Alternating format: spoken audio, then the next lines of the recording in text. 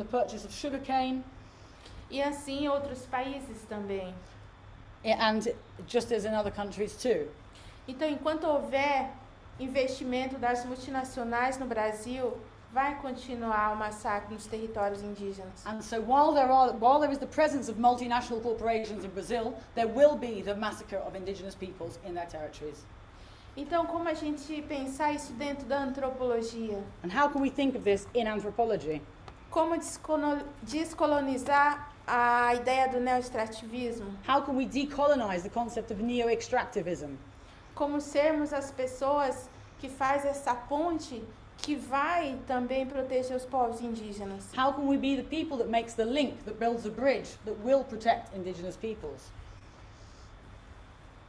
E como construir uma política ou um pensamento que vai contra esse pensamento do excesso de consumo? And how to build a form of thinking that goes against this kind of thinking of excessive consumption. Para nós, o não indígena, ele funciona muito no horário do tic-tac do relógio. For us, we see that the non-indigenous peoples function on the tick-tock of the watch, of the clock. Mas nós, povos indígenas, funcionamos pelo sol, pela lua, pelas estações, pelo tempo. But we indigenous peoples, our time, our rhythms are in line with the moon, with the sun, with the earth. Por isso é importante reflorestar as mentes, This is why it's important to reforest minds, descolonizar os padrões, decolonize patterns and structures, porque os padrões de consumo estão acabando com os recursos naturais. because the patterns of consumption are finishing the natural resources. E como consequência trouxeram as emergências climáticas, políticas e sociais. And as a consequence have brought about the climatic crisis, or the crisis of climate, of society, and of climáticas sociais Climáticas, políticas e sociais. and political, climatic, and social crises. E pela primeira vez, as mulheres indígenas no Brasil tiveram uma vitória muito grande. And for the first time, the indigenous women of Brazil have had a tremendous victory. Dentro da nossa ideia de reflorestar as mentes, Within our idea of reforesting minds, nós fizemos uma campanha limpa e digna. we made a campaign that was clean, that was dignified, E conseguimos pela primeira vez and we've managed for the first time eleger a bancada do COCAR. to elect the cohort of the headdress, which is how they've been the new indigenous leaders who have just been elected have been described. Então, pela primeira vez, uma bancada que atende às especificidades dos povos indígenas vai estar no Congresso Nacional em 2023. And so for the first time, a cohort in Congress that contemplates the needs of indigenous peoples will be in power and will be present in Congress in 2023. Mas ainda somos poucos. But we are still few. Mas somos gigantes porque elas são mulheres. But we are giants. We are huge because they are women. Então, nesse sentido, And so in that sense, é preciso globalizar o pensamento do reflorestar as mentes. it's urgent to globalize this thinking of reforesting minds. Porque as Nyandesus já dizem Because the Nyandesis tell us que nós somos a última geração that we are the last generation que pode fazer algo necessário that can do something that is necessary pelos humanos. for human beings. Porque os recursos naturais estão todos, de alguma forma, se acabando. Because the natural resources are all, in one way or another, finishing. No Mato Grosso do Sul, In Mato Grosso do Sul, onde está o meu povo, where my people are, os territórios indígenas não têm água potável. the indigenous territories don't have drinking water. Mas todo o aquífero Guarani, But the entire waterbed underneath the earth, called the Guarani aquifers, que é Aqueduct. a maior reserva de água potável, which is the largest reserve of drinking water, está de posse da Coca-Cola. is in the possession of Coca-Cola. Então enfrentamos uma pandemia sem água nos territórios. And so we confront a pandemic without water in territories. Então qual é a dificuldade de olhar para os povos nativos And what is then the difficulty of looking at indigenous peoples com um olhar como discute Judith Butler, with a look as, with a perspective, as Judith Butler would say, como humanos. as humans. Então, são muitas as políticas anti-indígenas nos próximos 4 anos. And so the anti-indigenous politics that we expect over the next 4 years. Então, eu concluo deixando uma pergunta para todos e todas. And so I'm going to conclude by leaving a question for everyone here. Como podemos, dentro da antropologia, How can we, within anthropology, propor um pensamento globalizado, propose a globalized thinking onde caibam os pensamentos nativos? where native thinking can fit? Obrigada. Thank you.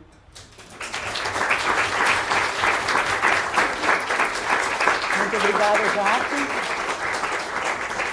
Thank you very much. Sorry about the lack of slides. I don't know what's our little technical challenges here. Now we'll welcome Fabi. So let me just, hopefully that should work. Now we have a little brief challenge.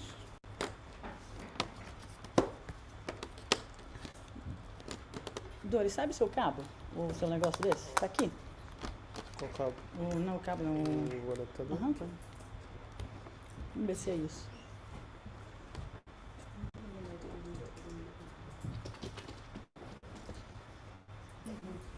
Aham, ok.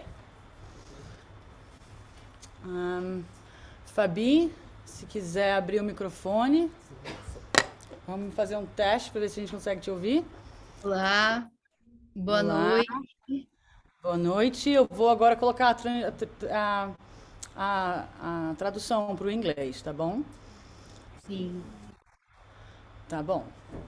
Só um minutinho, que a gente está saindo o seu áudio, mas não está saindo o seu vídeo no momento aqui. Pequenos probleminhas técnicos, para variar.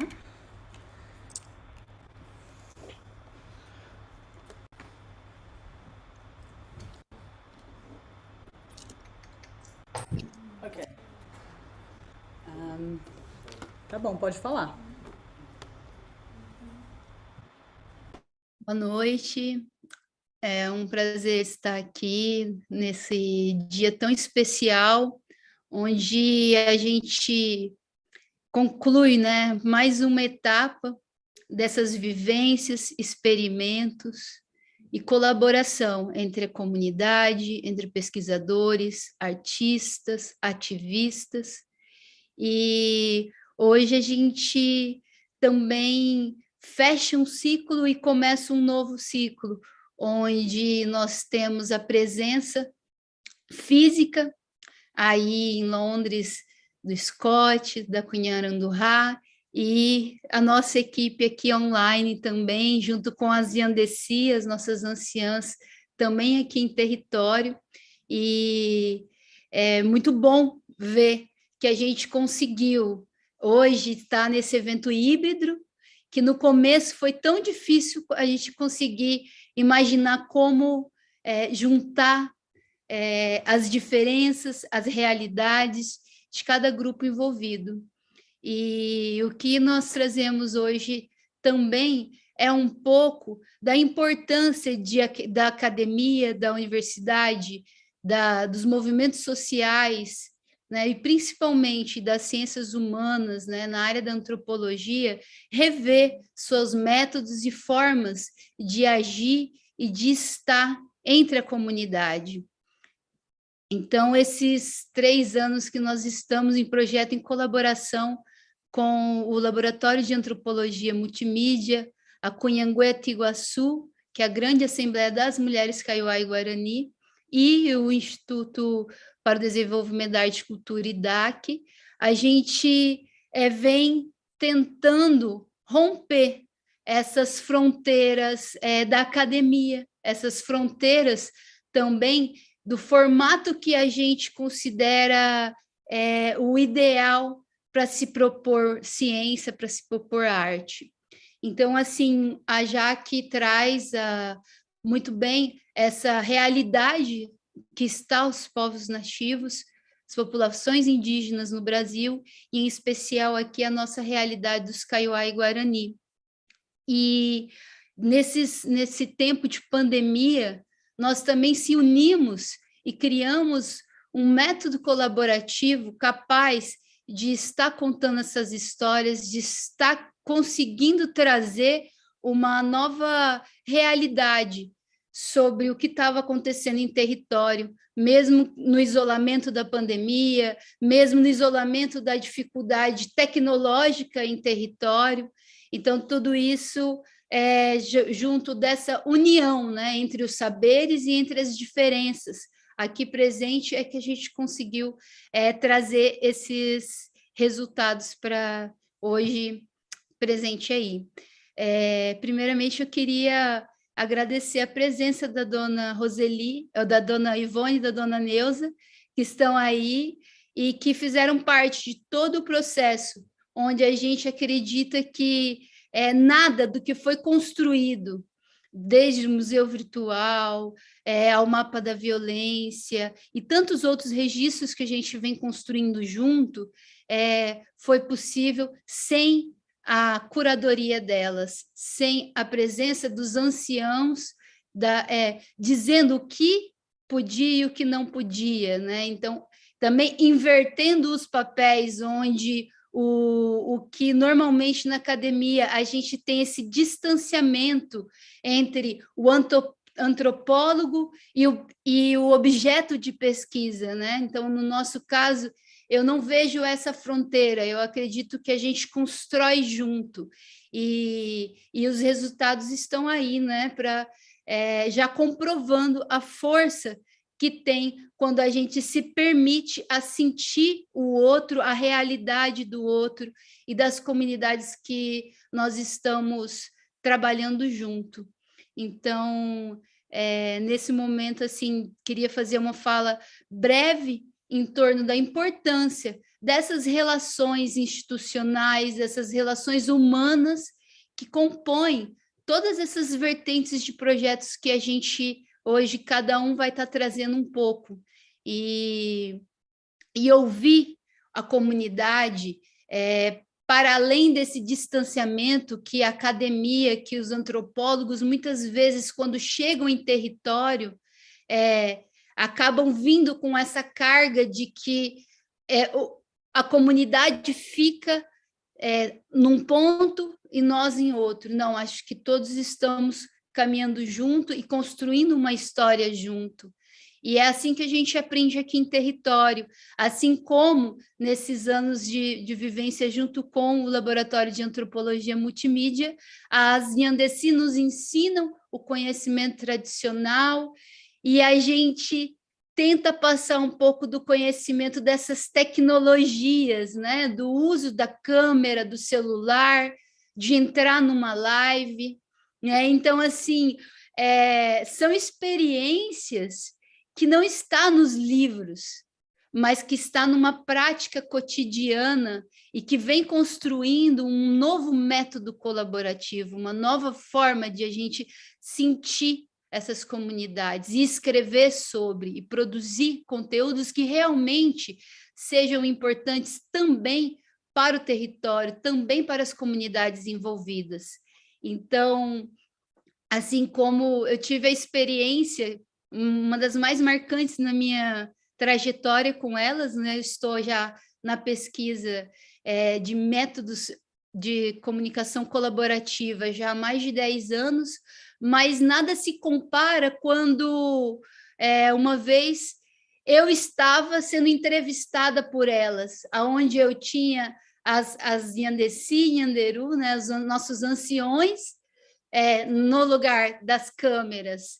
Então, a gente tende a ter esse pensamento de que não é capaz, que não, é a gente sempre com a câmera entrevistando eles.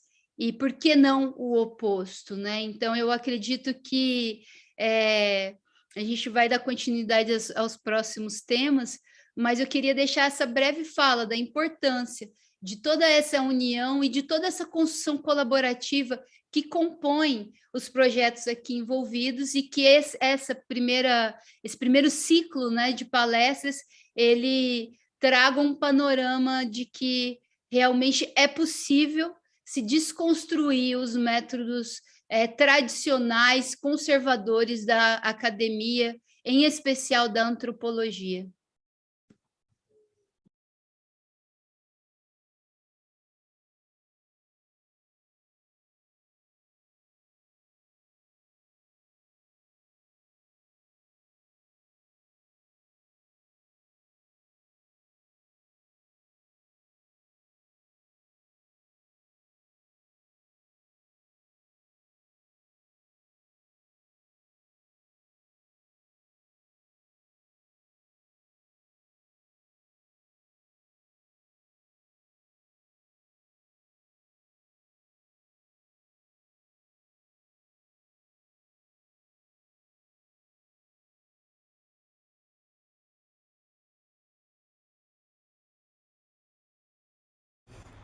Okay. Fantastic. Okay, so I now want to share some slides too. I don't know why. I could do some technical assistance here actually. Could you come and help? Francisco? To kind of, I don't know why it's not.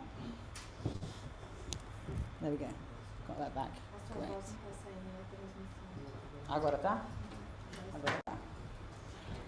Okay.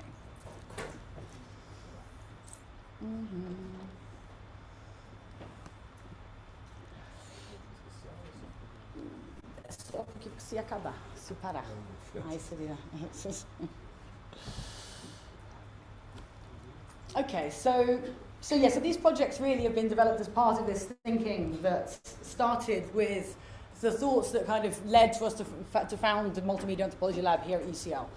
We started back, as I said before, we started back in 2017, a group of PhD students here in the department. We were all preparing to go off to our different field sites. And, you know, in the PhD structure, as I'm sure many of you know, you have a year to prepare and to kind of, you know, prepare your research methods, your ethics, your, you know, read up on what's been done before, a year to do the field work, and then a year to write up. That's the ideal structure. And then in this year to prepare, in this year to prepare, now they want me to share. Oh, where's it all gone? It's all gone.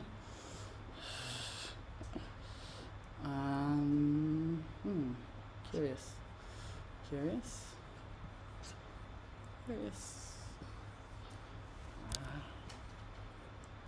So now we've got the keynote here, that exists, yeah. But it's not existing here. Strange. I'm just going to carry on here, but I'm aware that on the live stream this isn't going to come out. That's why I paused. There we go. Right, as we were. Right. Play. So in this year to prepare, I realise that what we're being prepared with, really, let's come back to that in a minute, is this. This is the primary tool of anthropological knowledge production. This is the way in which we're expected to go into the field sites, collect data, right, assemble data, experience, you know, have these fantastic ethnographic encounters with different ways of thinking, different ways of doing, different forms of practice. And this is the toolkit that we're given and that we're expected to gather data with, to then later come back and produce essentially this. Right? So that's the status of anthropological knowledge today. And really, when we started MAL, our questions were, well, is this enough? Is this an adequate form of technology for us to be dealing with the climate crisis, right? The current kind of, the global ecocide that we all face as a species on this planet. And the horrendous human rights violations that most Indigenous communities are currently experiencing today. So in the last year, in the last year and a half, in the last 18 months, 8 different ceremonial houses, traditional Guarani and Kaiwa Ogapsi, they're called, 8 of these were burnt down. Right? There are only about 40 standing. Right? 8 of them were burnt down. And so, in the face of this kind of, you know, the Guarani Kaiwa community, they're the second largest indigenous population in Brazil. There are 58,000 Guarani Kaiwa people, yet they have the least allocation of land out of any population in Brazil, any of the indigenous populations in Brazil. And so, faced with this kind of context, you know, we have to ask whether that notebook is a sufficient and adequate form of data collection and form of production of knowledge. And really, the question, I mean, my immediate instinctual response to that is no, it's not enough. It's not good enough. It doesn't permit us to gather the kind of information that we need to gather to engage with communities. We think, what kinds of relationships, sorry, there we go, what kinds of relationships does that build? What kind of collaboration is possible with this? You know, are we able to share this? Are we able to gather notes collectively with the community members? Are we able to, essentially it facilitates a very individual, very kind of sole authorship form of producing knowledge. And how can we change that? And it presents knowledge, you know, the knowledge that is produced as a result of that is also directed towards a very specific kind of audience. Right? Specifically academics, really, because very few people can engage with this. I thought, well, you know, my mom's not going to read my thesis. My friends aren't really going to read my thesis. You know, I mean, they would be fascinated by some of the lessons, many of the lessons I've learned in the field, but they don't have access to it because the way in which we produce knowledge is not inclusive and it is not made for the benefit of these kinds of publics. And that, for me, is a fundamental problem in all of research. Because if we're not producing research for the public, if we're not producing research to bring benefit to society, then why are we producing research?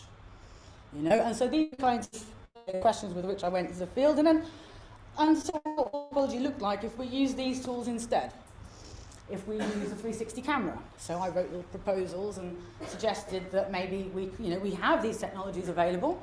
Lots of multimedia practitioners and artists and filmmakers and sound designers and of various kinds are using these technologies in various different kinds of practice and producing interesting installations in spaces. This is Monom Studios in Berlin. I'll talk a little bit more about them in a minute. But, you know, so why not anthropology? And what could anthropology look like if it did use these kinds of technologies? What kinds of relationships could we build with communities if we use these kinds of technologies? You know, so I met Doriano at the Acampamento Terra Livre, which is one of the largest indigenous gatherings in the world. It's fantastic. It's 5,000 people camped outside Congress in Brasilia. I recommend anyone to go one day. It's like there's over 100 different indigenous populations gathered together.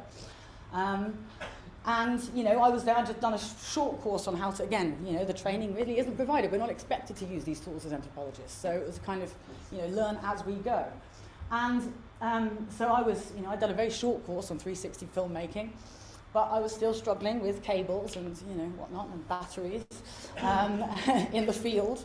And Doriano came along and said, "What's that?" And I said, "Well, it's a 360 camera. It's got 6 lenses. This is how it works." He said, "Well, how do you use it?" I said, "Well, that I'm trying to figure out myself." And so I said, should we learn together? And so we began a friendship and a kind of collaboration that has lasted nearly 4 years now. And, you know, through that, I mean, essentially, you know, because of that device, I mean, that relationship would not have happened with a notebook. It wouldn't have been possible with a notebook in the same way, because a notebook generates a particular kind of relationship to your field, a particular kind of relationship with the people with whom we work.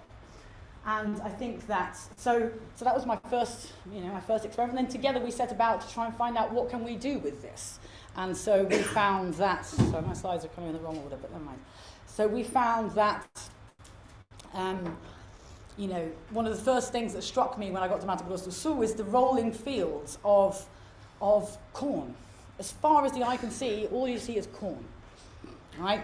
And what you see along the side of the roads are the patent names of the particular patents that the multinational corporation that owns that particular genome of corn, that has planted it and which will prevent it from seeding in other places. And so we recorded lots of the landscape actually at first. It's like, well, because a 360 camera's got challenges because there's no behind the camera. You're never out of shot.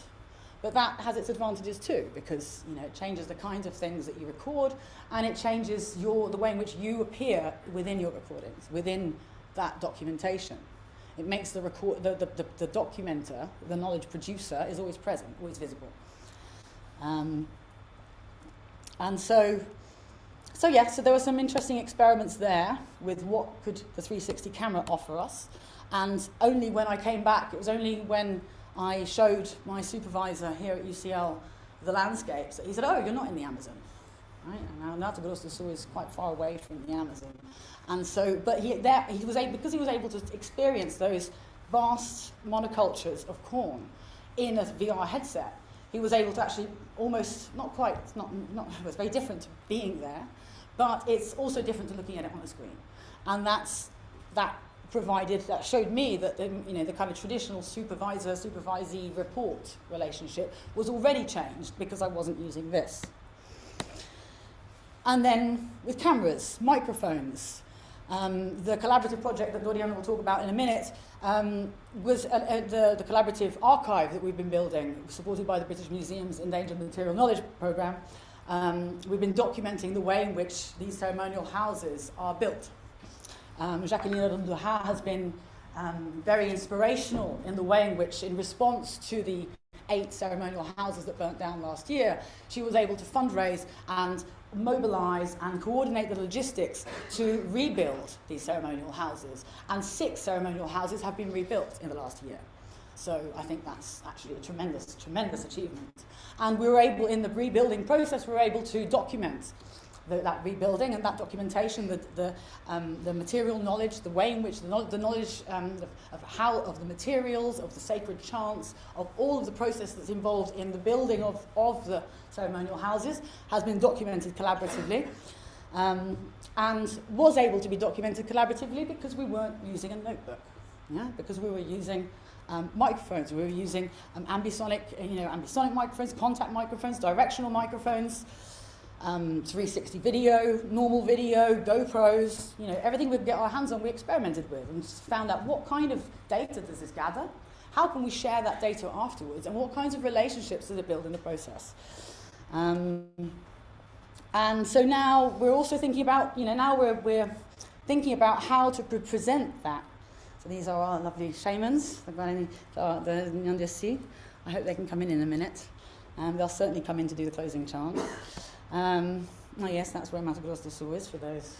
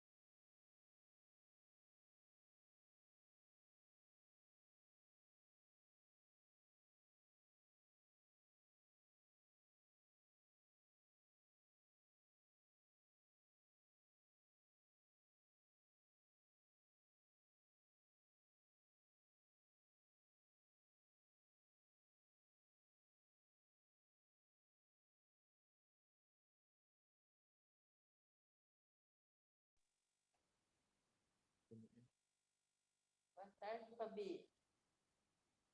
Giropapa.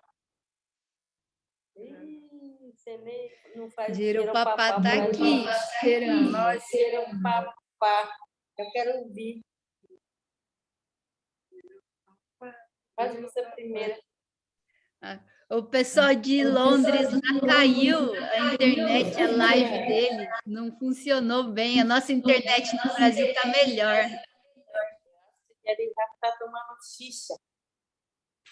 Xixa, canui, tomando. Oh, eu quero xixi, hein? Não, ele já, mano, deu intervalo, tô tomando xixa. E ele café, Rafa. Já almoçou, agora tá na xixa.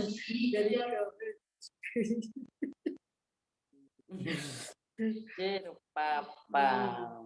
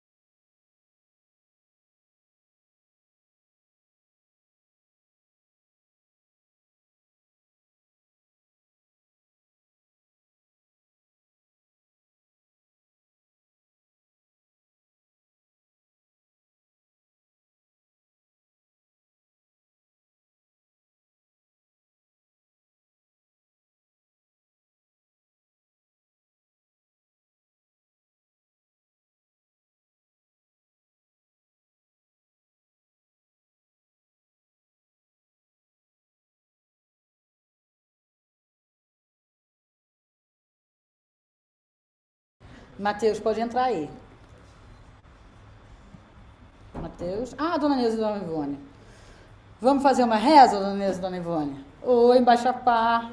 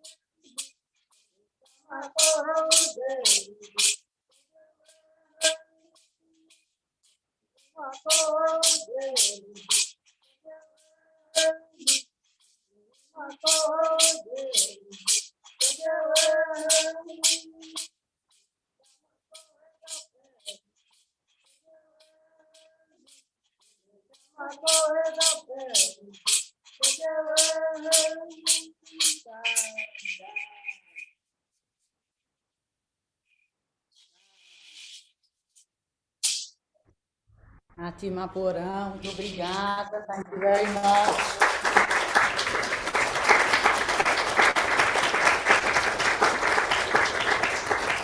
Muito obrigada pela presença de vocês aqui hoje. É muito importante ter a sua reza sempre presente conosco. It's very important for us to have these sacred chants present with us, because they are, as I say, the form of dialogue with the multiple dimensions that form part of our ecologies. But they're also a key form of initiating and opening dialogue between us, right? And facilitating moments like this to be moments of dialogue. Então, muito obrigada pela presença, Dona Neuza e Dona Ivone. Ok, fantastic. A gente agora vai passar para o Mateus, a Dona Ivone e Dona Neuza. Dona Ivone and Dona Neuza have been instrumental in the creation of the VR Museum, which we'll now going to hear from Mateus, who's going to be sharing, can we see that? Yes, we can, right. Sharing a little bit about how that was made and the multiple worlds that has made possible for us to see. So I hand over to Matheus Montanari from the University of São Paulo in Brazil. Hello, good evening everyone. Thank you for having me today.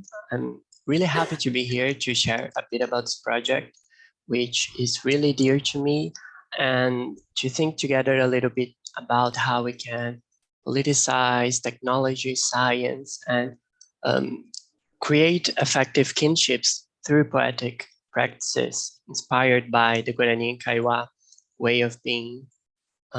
So my name is Matheus Montanari. I am a PhD researcher in visual arts at the University of São Paulo in Brazil. I research issues of art and technology, and today I will talk a little bit about collaborative and politically engaged research practices, and more specifically as art as a form of research.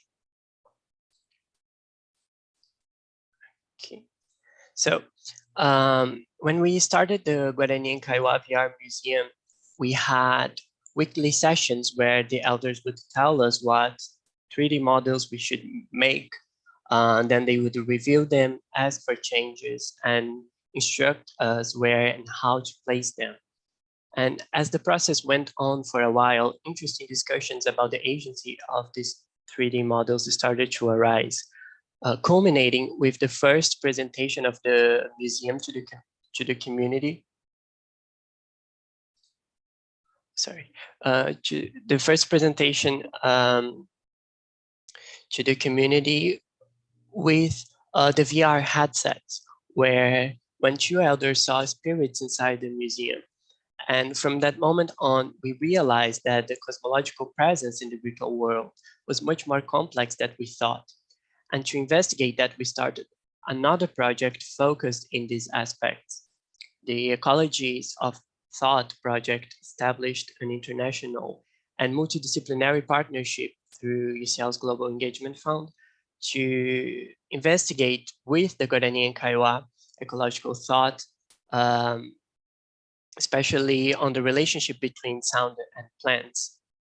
So the project established this dialogue between different types and conceptions of technology, from traditional chanting and cultivation to the use of microcontrollers and data analysis. We developed 2 experimental strategies. The first focused on the creation of virtual reality worlds that, using generative art processes, explored the Guarani and Kaiowá cosmology from its cosmotechnical aspect, using sound and traditional elements such as the shiru, the sacred staff that supports the world, and white corn. We sought to investigate fundamental elements of the cosmology through an experience rather than a narrative representation. Generative art can be defined in different degrees of complexity, and it is associated with a system that has some degree of autonomy, where the artist and the system exert a series of operations that result in the final work. So seeking ways to engage with the Guarani and Kaiowá mythologies and to respect their characteristics, generative art methodologies seemed not only to fit with the ontological qualities of the Guarani and Kaiowá cosmology, but also to privilege an investigation and audiovisual production that could maintain a cosmotechnical fidelity, as both the Guarani and Kaiowá cosmology and generative art are non-linear emergent processes with repetitive elements that are in constant transformation. Let me change here. So this video you're seeing is a good example of collaborative and politically engaged work. In late June, during the project, a community was brutally assaulted and their houses burned down in Amambai. And what you are seeing is the image of the burning territory, which was recorded by Scott, and then was processed through the image analysis software that we developed. So this software mapped the light incision areas in the image so that we could identify the fire. And with that, we created a height map to produce a generative 3D model of a world in construction. And then the elders performed the chant to calm down the earth after the fire. And the sound of the chant was analyzed through the software, and its frequencies act upon the 3D model. And in this way, the elders were able to act in another way, even if remotely, with their powerful chanting. And together we were able to create this immersive audiovisual experience where the poetics of care defines a cosmotechnique. The second strategy,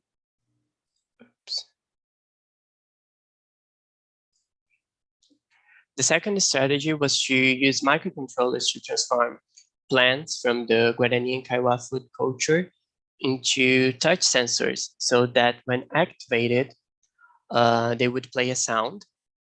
In this experiment, we used corn, potato, and manioc with the sounds of the traditional instruments, the mumbu, that's a whistle, the taquapu, which is the bamboo, and the baracá, that's a rattle. And through this, we were able to draw lines between plants and sounds, deepening conversations about these extra-human ecological relationships, and better understanding how we can engage with and present this kind of knowledge. Thus, we were able to bring together poetic and technical processes to propose a mixture of knowledges that, beyond an explanation or a representation of one form of knowledge in another, develops an experience of its own. And this allows us to escape from an idolized, naturalistic representation of indigenous culture, which fails to understand indigenous thought and technologies as valid ways to build and think cosmotechnique for our time. More broadly,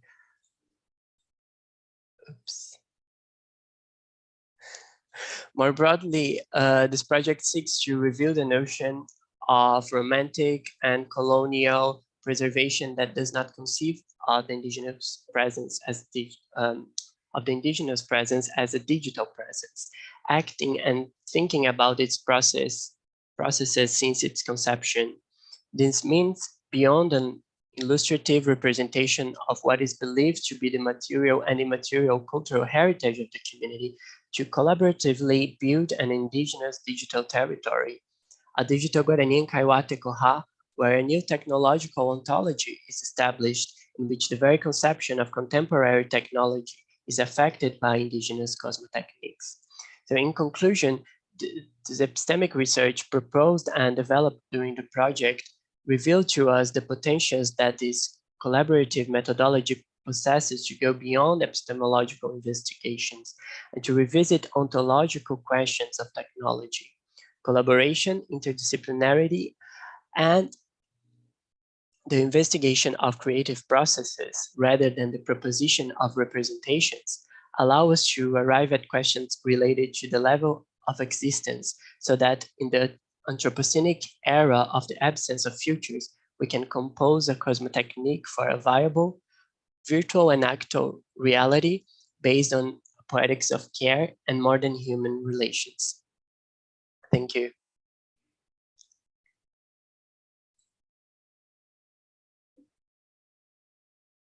Thank you. Thank you very much, Matheus. Thank you very much. That was fantastic and great to Matheus is one of the only collaborators of the Multimedia Anthropology Lab who's actually visited Guarani Kaiwa territories. And as he said when he visited, we had all these wonderful plans of performing all these experiments, but it was in the middle of a major attack. There was a major attack on the day that we were waiting for him to arrive from... start my video. On the day that he arrived, we had one of the... On the day that we arrived, on the day that Matheus arrived, there was an attack in one of the reclaimed territories, the Retomadas, called Guapo y Mirim. In this attack, there were hundreds of police officers and helicopters, and 8 people and 8 members of the village were shot. 2 people died, and one of them was a young boy who was 13 years old, who's, with the impact of the bullets, his body was opened up and his intestines were spilled out onto the floor.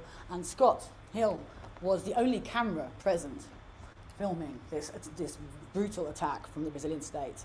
And so, yeah, Matheus has witnessed firsthand a little bit what it's like to be conducting anthropology in a context of extreme violence and constant conflict. And the video with which we opened this seminar and which he shared there is a demonstration of how we kind of oriented our project to respond. Sim, mas a gente ligou aqui. Mas aqui não tá. Não.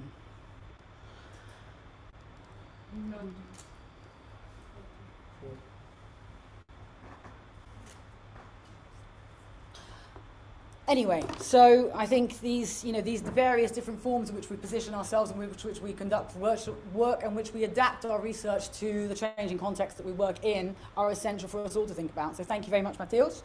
And I'm very pleased now to welcome and hand the mic over to Scott Hill, who's a Guarani and Kaiwa filmmaker, photographer, musician, who has been my field collaborator for everything I've learned in Mato Grosso do Sul. Really, it was Scott that has kind of led the way and taught me and introduced me to the people that I've learned from. And so it's a great honor to be hosting him here at UCL. And so a big hand, everybody, for Scott Hill.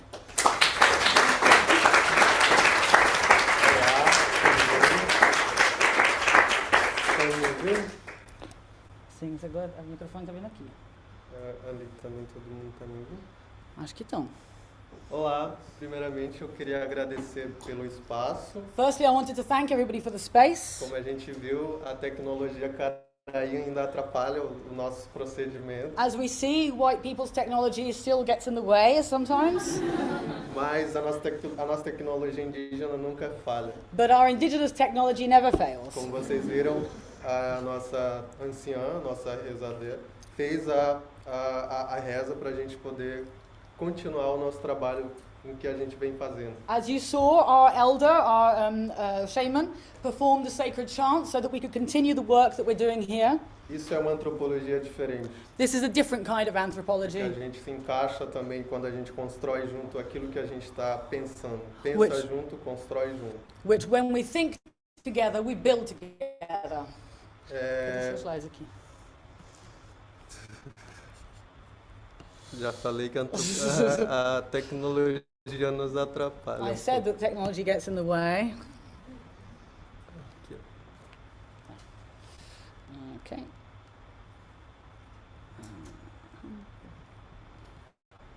Mas enfim, é muito prazer em ver todo mundo aqui. Tem gente que eu conheci recém, mas tem pessoas que eu via só pelas telas das reuniões.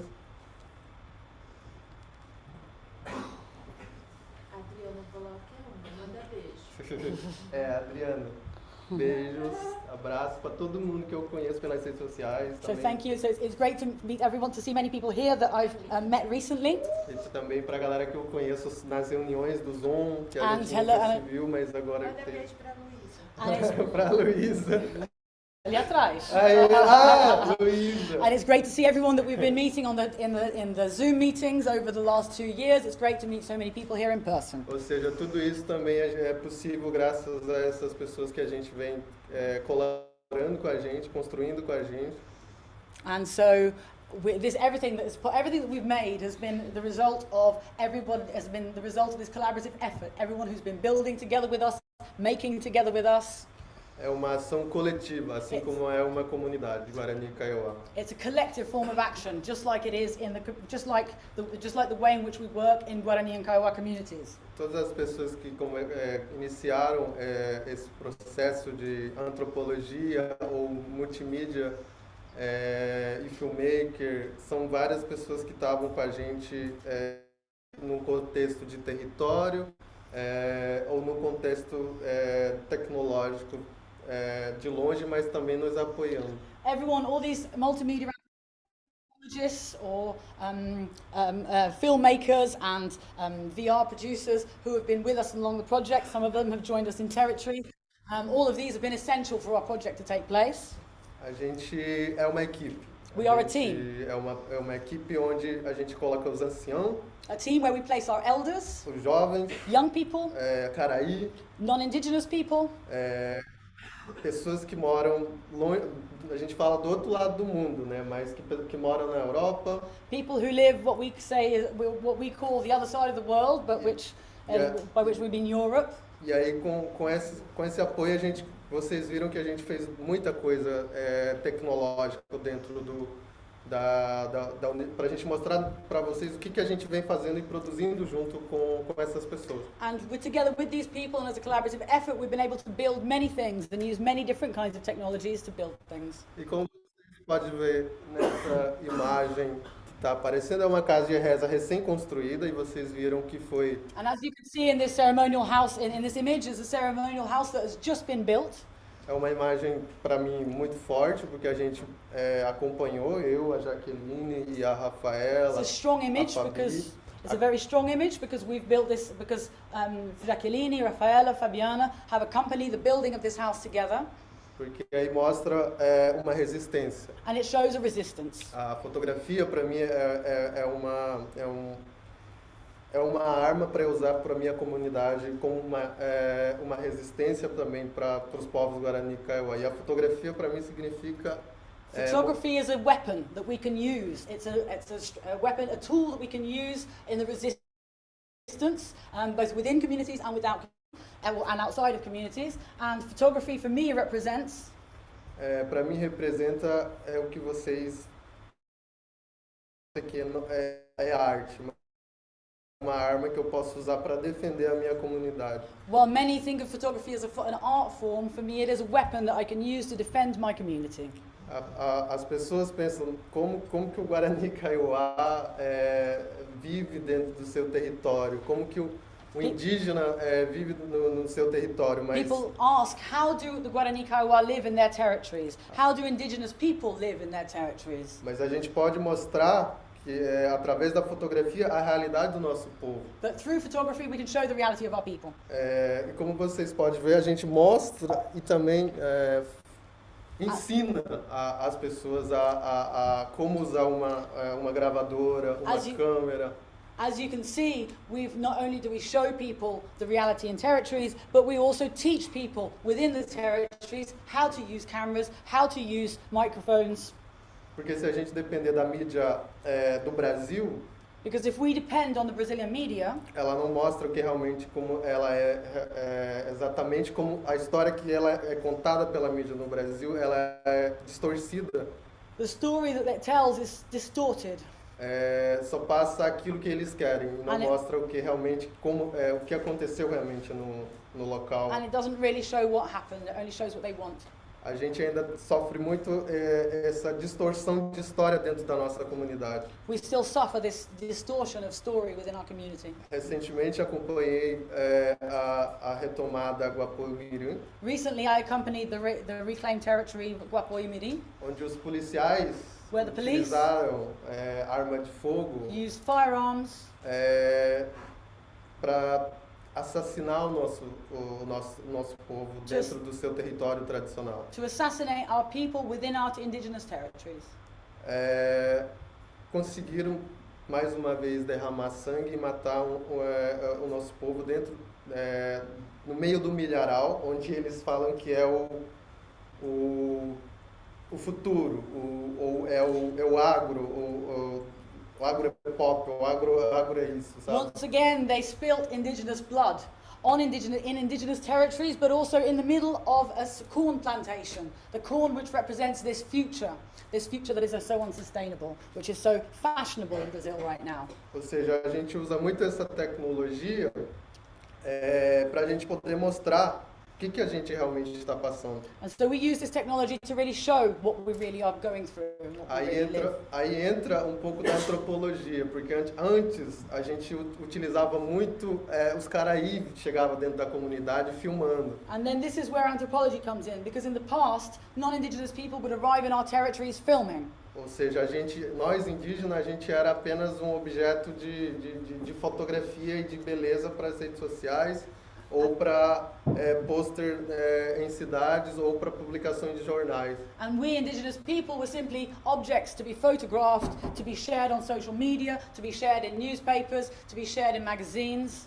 Mas agora a gente está iniciando com essa nova, vamos dizer, era de tecnologia, com essa nova era, vamos dizer, espero que a antropologia também caminha junto com a gente, porque não é diferente a antropologia de fotografia ou de filmagem. But in this new era, this new technological era, and I hope that anthropology will walk with us in it, we can use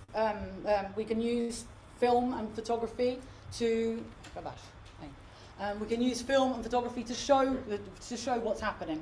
Porque agora a gente também está ensinando não só os jovens, mas também a gente está, junto com a Rafaela, ensinando os mais velhos, que são os anciões nossos. And now we've been teaching not only young people, but also the elders. And together with Rafaela, we've been teaching the elders how to use these devices too. Ou seja, toda essa equipe aqui que vocês estão vendo são as pessoas que estão dando essas ideias diferentes de como podemos utilizar o audiovisual dentro da nossa comunidade, mas em conjuntura respeitando os povos tradicionais. And so we've been asking together with everyone, with people here, with people in the Multimedia Anthropology Lab, but also with members of the community, how we can best use these technologies, and working out, experimenting together on how they can be used to show our world.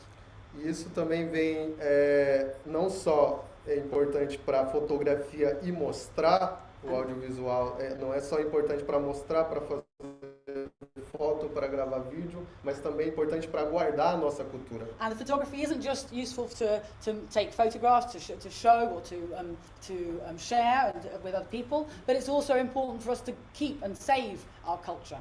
Ou seja, serve também para a gente, porque futuramente a gente tem esse perda de território muito grande, mas também dentro dessa perda a gente também vem perdendo um pouco da nossa cultura.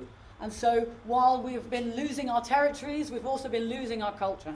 Mas a comunicação, e graças a essas Nhanderu e Nhandece que ainda estão com a gente, que ainda nos ensinam a reza tradicional. But thanks to communications, to the communications efforts, but also thanks to the shamans who are still with us and who are still teaching us the sacred ways. A gente tenta ainda colocar e mostrar o que ainda a gente tem de cultura, de dança, de canto, e reconstruir as casas, como vocês viram na primeira imagem, as casas de rezas queimadas. And we try and show and document what we still have in terms of chanting, in terms of dancing, in terms of knowledge and culture. E a gente está utilizando a tecnologia para a gente poder salvar, ao mesmo tempo salvar e mostrar também para vocês, tanto para as futuras gerações, como é realmente a nossa cultura. And in this way, and in the process of documenting the ceremonial houses and the way in which they've been built and the production of the collaborative archive, we want to show you as well a little bit about about our cultural heritage and share a little bit of that traditional knowledge. Nessa imagem, como vocês podem... In this image, as you can see, we've got the young people here, who we call Ecologies, which is a Guarani term for apprentice. De uma comunidade local, onde eles aprenderam a manejar câmera, a manejar equipamentos necessários para poder gravar o que eles queriam gravar, ou seja, a construção de uma casa tradicional. And we taught them, and we held workshops and taught them how to use cameras, how to use microphones, so that they could participate together in the documentation of, and in both the documentation, but also the learning of how a traditional house is built. E aí também tem os anciões, que a gente fala de Nhandece e Nhanderu, onde a Fabi no início estava falando que ela foi filmada.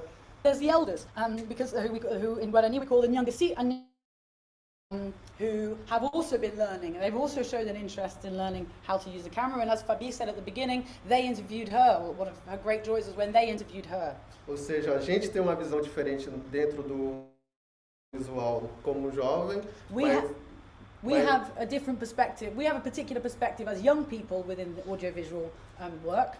Mas os anciões também têm sua visão de como que eles poderiam registrar uma casa de reza tradicional, como que eles querem registrar, o que eles querem mostrar. But the elders also have their vision of how to document a ceremonial house, how to document the building process of a ceremonial house, what's important, what they want to show. Isso é construir junto. That is building together. A gente utilizou vários tipos de equipamentos e também utilizamos, mas também ensinamos para eles de como utilizar esses equipamentos. We used lots of different kinds of equipment, but we also shared this knowledge and taught the community and members of the community who are interested how to film and how to document. Como, por exemplo, o óculos de realidade virtual. Like the VR headset. Eles falaram que a gente está construindo um novo mundo. They tell us that we are building a new world Ou seja, dentro desse óculos de realidade virtual. within that VR headset. Vocês viram na imagem que o Matheus mostrou, era uma casa de reza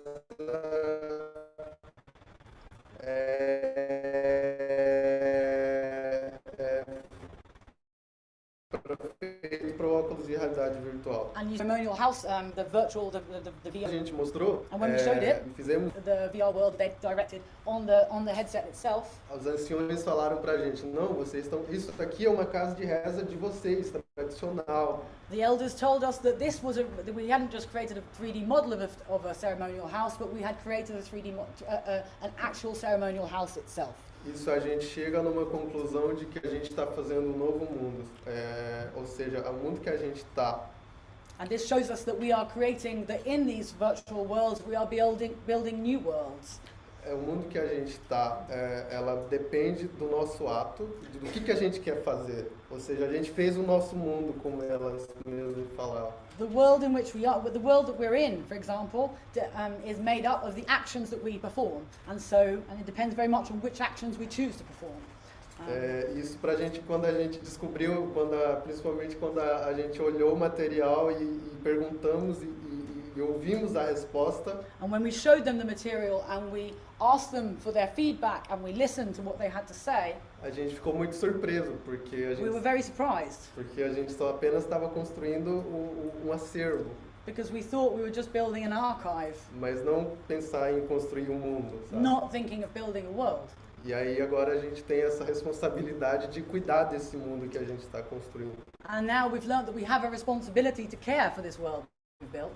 That we're building. Isso e ao mesmo tempo entra o audiovisual, porque todas as coisas que a gente filmou And everything that we filmed foi dentro de uma comunidade Guarani Kaiowá. was within a Guarani and Kiowa community. E a gente transformou isso em uma coisa virtual. And we've transformed this into something virtual. Para mim, como eu sou jovem que ainda também estou aprendendo no meio dos Nyanderu, And for me as a young person who is also still learning amongst my elders, era apenas vídeo. it was just a video. Mas para eles era mundo. But for them, it was a world. O som que vocês ouviram também das rezas, The sound that you heard of the sacred chants também se encaixa nesse óculos de realidade virtual, ou seja, also fits within this virtual world, within the world of the virtual reality. cada chiru, cada maracá que estava ali, Every sacred object that was there foram exatamente aonde os Nyanderu quiseram colocar. was placed exactly where the shamans told us to place Ou it. seja, todo esse nosso trabalho a gente constrói junto. And all of this work that we've been doing, we build together. A gente faz We do it, e eles nos orientam. and they orient us, direct us. Ou seja, isso é construir junto e fazer um trabalho junto. And this is what it means to build work together and to build together. E foi uma experiência muito marcante, assim, para mim, como jovem que está no meio dos Kaiowá, eu sou Guarani. And it was a very significant experience for me as a young person that is amongst Kiowa people, because I am Guarani, Tentar entender o que eu estou criando. to try and understand really what we were building. Mas para mim, eu entendo que aí eu volto um pouco no nosso mundo, né? And for that, to think about that, I return a little bit to our world. A nossa tecnologia, como vocês viram, é falho ainda. Our technology, as you've seen, it fails, Mas a gente pode construir junto. but we can build together. É isso. E algumas das fotografias só foram a gente que fez e algumas foram os Ucl que fizeram. Some of the photographs that I've shown were that Scott took, and some the apprentices took. And so, Obrigado. thank you very much.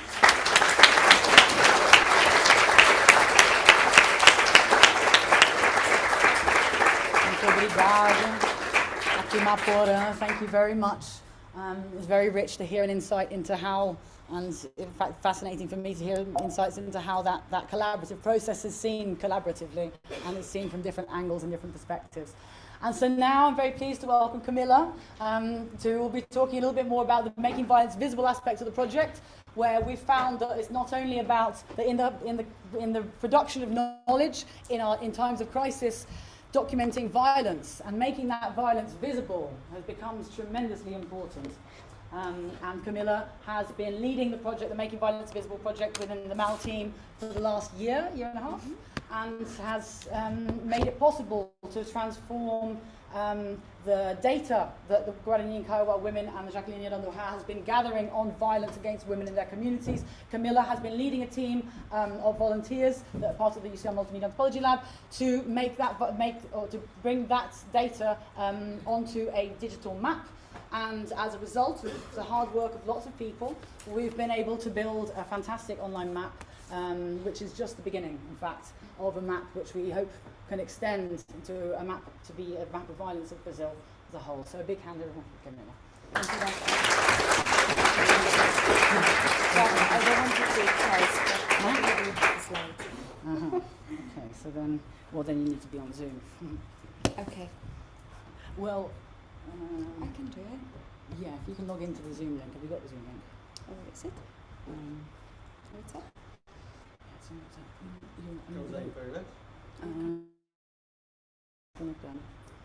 Here. 170 messages. Where is it? This one? Yeah? Yeah, that one. Alright.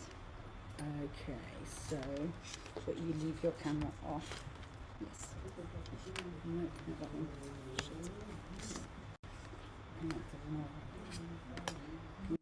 You need to plug this in.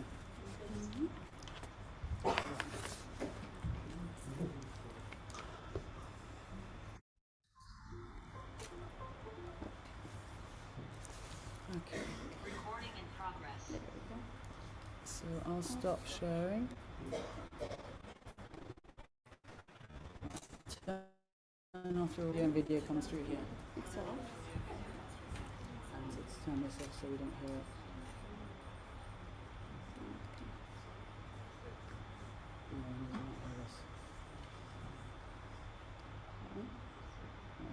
We're going to mute.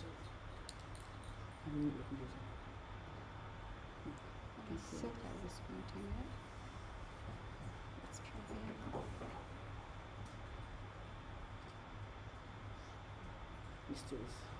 Mysteries of technology. Why are we hearing it? I don't know. Are you connected onto the transmission? Are you watching the transmission on the thing? I'm not, are you? No.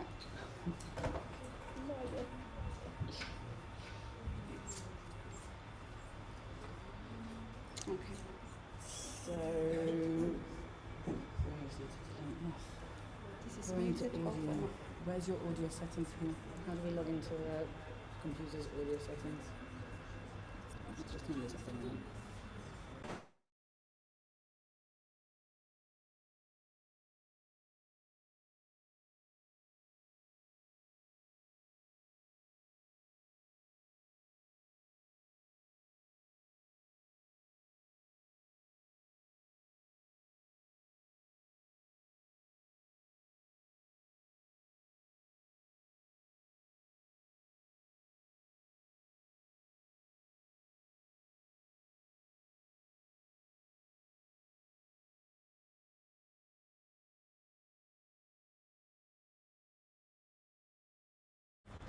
Okay. I think we're right. Yeah? Yeah. Great. Perfect. Good. Okay. So Okay, let's so start. you've got presented you on. It's okay.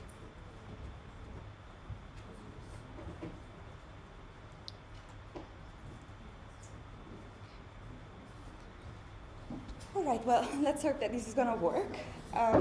Thank you so much for joining us today. My name is Camilla. I am a social and medical anthropologist, and I'm studying at the Bartlett Development Planning Unit at the moment.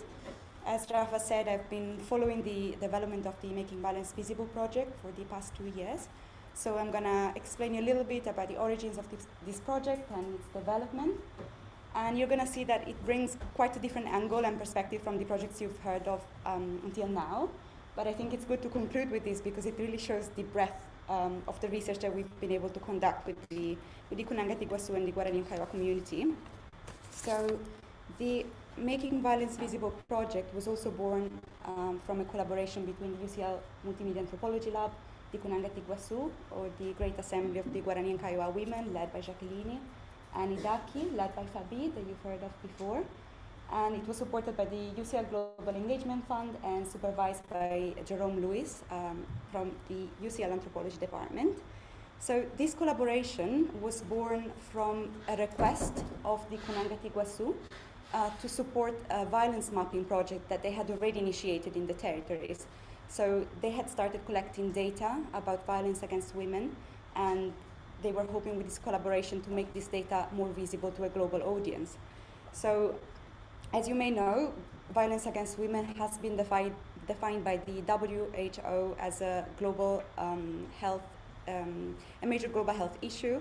So what really came up with this project is that we won't be able to eradicate this problem if we don't really integrate local understandings of knowledge into the conversation.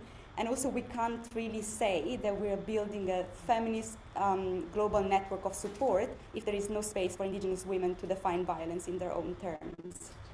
So to give you a little bit of context before we get into the details of the project, recent reports by the Fórum Brasileiro de Segurança Pública have highlighted that violence against women remain a stable and chronic feature of Brazilian society. And Mato Grosso do Sul, the region where our partners live and most Guarani and Kaiwa live, is one of the states with the highest incidence of violence against women, and Guarani and Kaiwa women emerge as a very exposed demographic.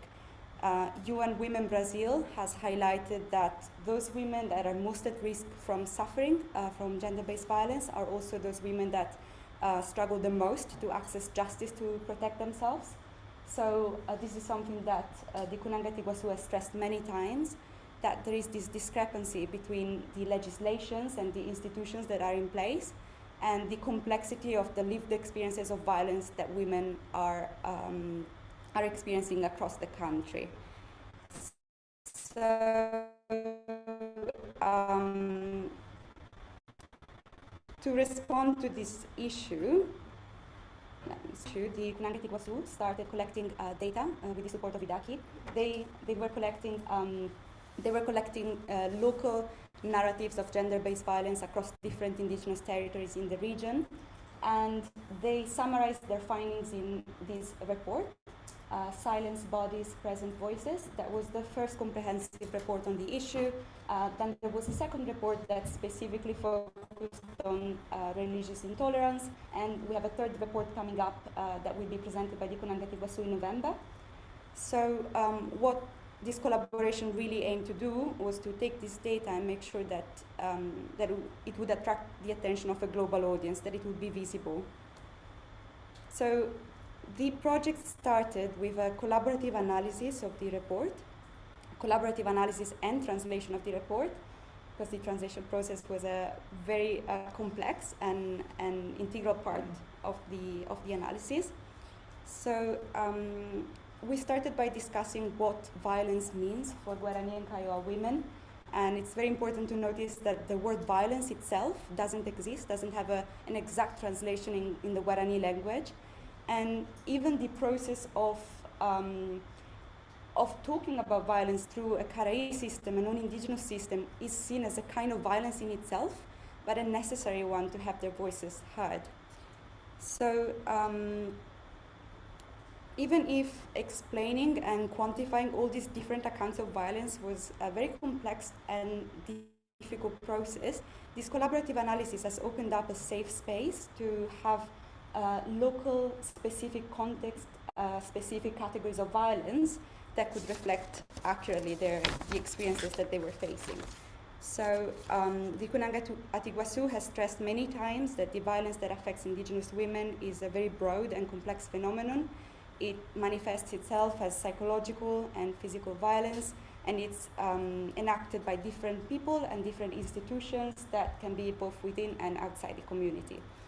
So among the categories of violence that we identified, we have, for example, sexual violence and its stigmatization.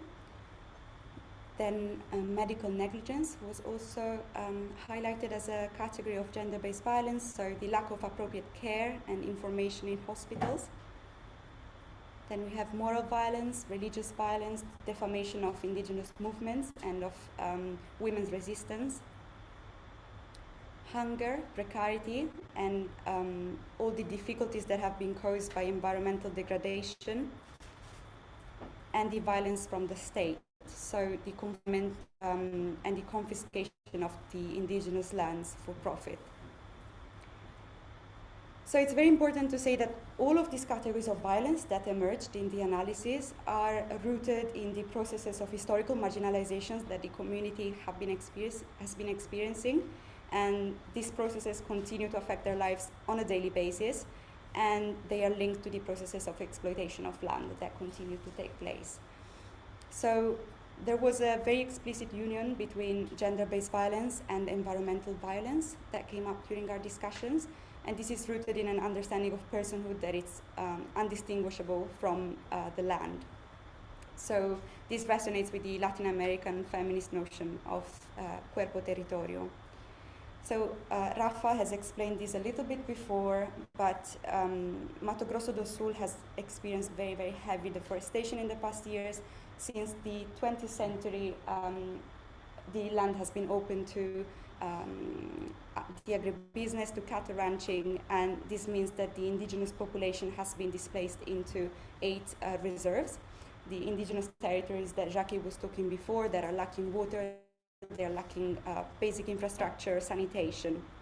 So the reserves are still chronically underfunded, they're overcrowded, and this has severe consequences on women's health and well-being. It affects their exposure to violence and also their capacity to access justice. So in a sense, the creation of the reserves and the lifestyle that they have enforced can be seen as a way for the state to control not only the natural resources, but also indigenous people's capacity to live a livable life. So it's really, really essential that, that we emphasize that gendered relations and gender-based violence cannot be separated from this history of colonial violence, of environmental violence, and patriarchal violence.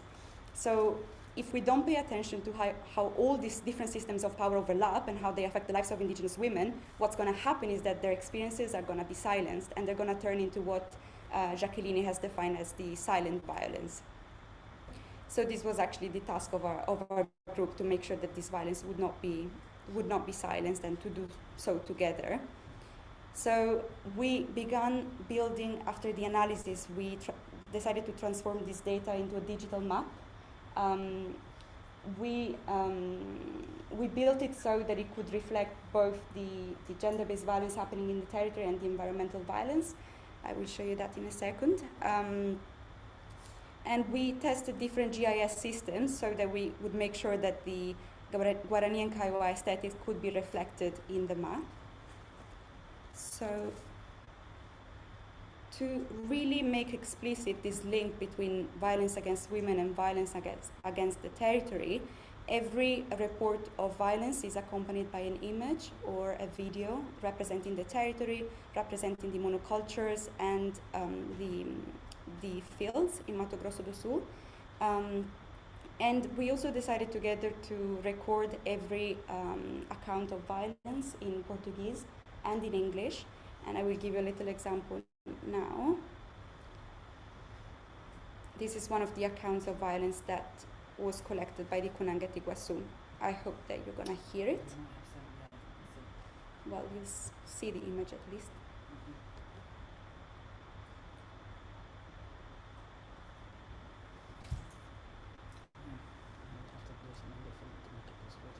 Mm-hmm.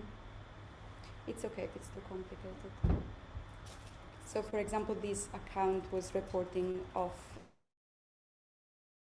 local territories being burned by the agribusiness, and it was a local woman, a local leader, reporting the 8th attack on her territory. So,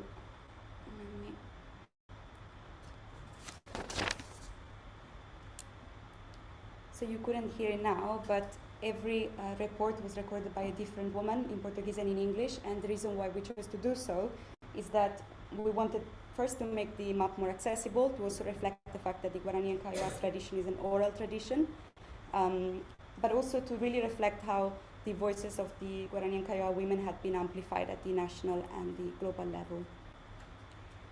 So the map was presented as part of the Kunanget Iguaçu's yearly assembly in August 2021. The assembly took place through a hybrid format in Brasilia, and it took place during in the context of the March of Indigenous Women as well. So this event attracted an audience of 20,000 people, among which there were some representatives of the Articulation of Indigenous Peoples of Brazil and UN Women. So I'll show you some pictures of a workshop that took place during that day. These are some representations of what violence against women means for the Guarani and Kaiowá. So because of the success of this first map, of this first experiment with representing the data together, the project has continued, and with the support of the UCL Global Engagement Fund again, and we continue to ensure that the community has both the skills and the resources to continue collecting testimonies of violence in the territory. The map is not a live document yet. It's still a representation of the first set of data that the Kunanget Iguaçu has collected, but we have now been discussing how to build a digital communication course with the Guarani and Kaiowá, and how to do it so that it's useful and it's appropriate for different generation of women in the community. And we're also testing different data collection tools. We've recently worked with the Extreme Citizen Science group at UCL Geography. So we're trying to test different tools that we can use and that can cut through literacy and cultural barriers as well.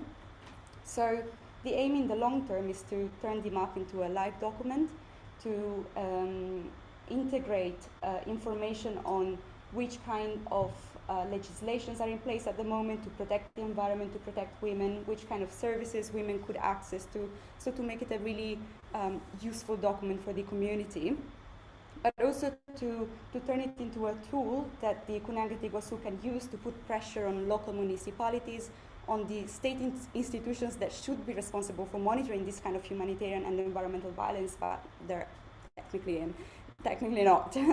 On a daily basis, this is not happening, and it's all in the hands of the community, and it shouldn't be like that. So yeah, there's still a lot of work to do, but it's been a really enriching process, and hopefully it's going to continue in the coming year as well. Thank you so much.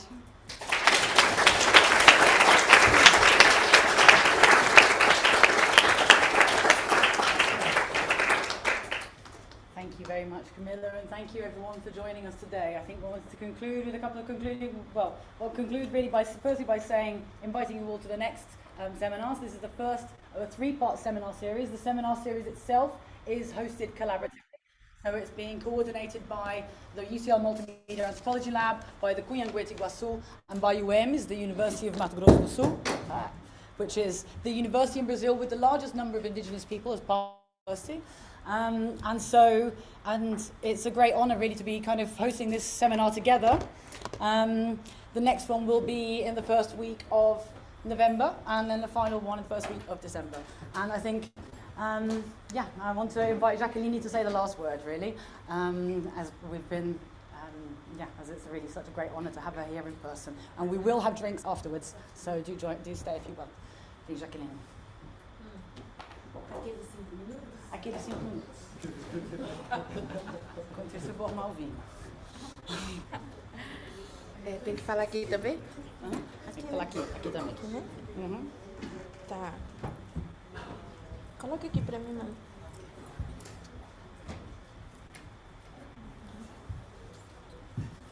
Quem vai traduzir?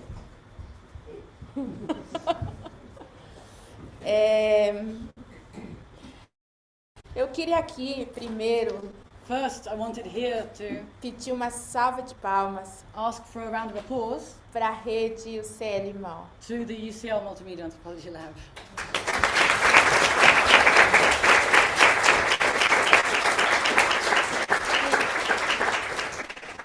E eu queria né, que elas levantassem, que estão aí, que levantem suas mãos, para que vocês identifiquem a nossa rede em Londres. And I wanted those of you who are part of the network to kind of raise your hands so that we can identify the network that is here in London. Vai, Luísa! Camila! No início eu dizia de a gente tecer uma proposta, né, na antropologia. At the beginning, I said that we should stitch together a proposal for anthropology. Mas nós, Cunhanguete Iguaçu, já estamos tecendo. But we, the Cunhanguete Iguaçu, are already stitching this proposal. Tudo isso que foi mostrado aqui, a gente construiu durante a pandemia. Everything that was shown here together, we built throughout the pandemic. Então, só hoje que eu consegui conhecer elas, né? And it's only today that I've gotten to know and met face to face Camilla and the other members of the team. Então, como a gente também vem descolonizando a tecnologia. And so this is the way in which we come to decolonizing technology. E também usando ela para ecoar as violências que acontecem no Brasil. While also using them to echo and to resound and amplify the violences that take place in Brazil.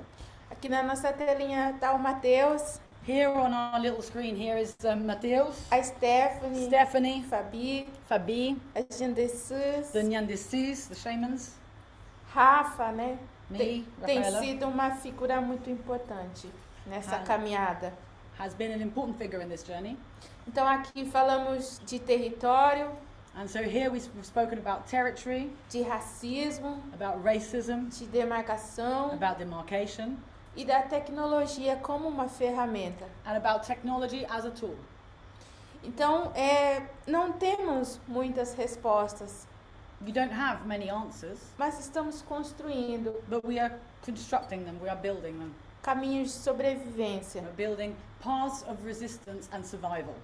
Então, a Cunhanguete Iguaçu, And so the Cunhanguete Iguaçu ela é uma organização de mulheres Guarani Kaiowá, is an organization of Guarani and Kaiowá women, uma das mais antigas do Mato Grosso do Sul. one of the oldest in Mato Grosso do Sul, E são elas as que têm feito uma luta muito bonita à frente ao neoextrativismo no Brasil.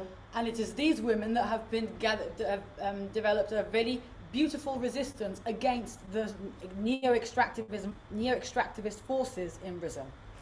Então nós temos um pedacinho de nós aqui em Londres And so we have a small piece of us here in London, e nós levamos um pedacinho de Londres para nós. and we have taken a little bit of, well, we are taking a little bit of London with us.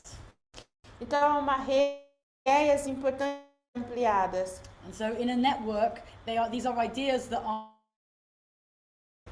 Porque elas foram as pontes quando a gente não acessa ainda a língua de vocês. because they have been the bridges when we still do not access the language, when we still don't have access to your language. A tecnologia, os Technology. sites, Technology and the websites, a edição, the editing, video editing, foi possível também graças a essa rede. has also been possible thanks to this network. Então é possível ampliar essas ideias. And so it's possible to amplify these É ideas. preciso globalizar as lutas. It's necessary to globalize these struggles. É preciso que a antropologia And it's necessary for anthropology construa to build junto com os pensamentos indígenas. together with the indigenous thinkers. É isso, obrigada. And that's it. Thank you.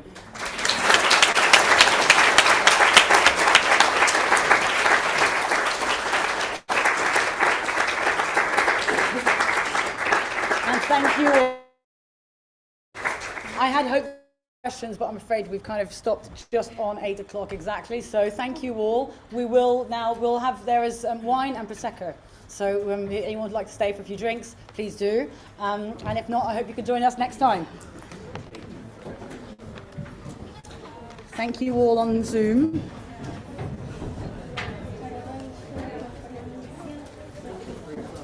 Tá, eu vou desligar aqui, tá um caos, eu preciso montar bebidas, tá?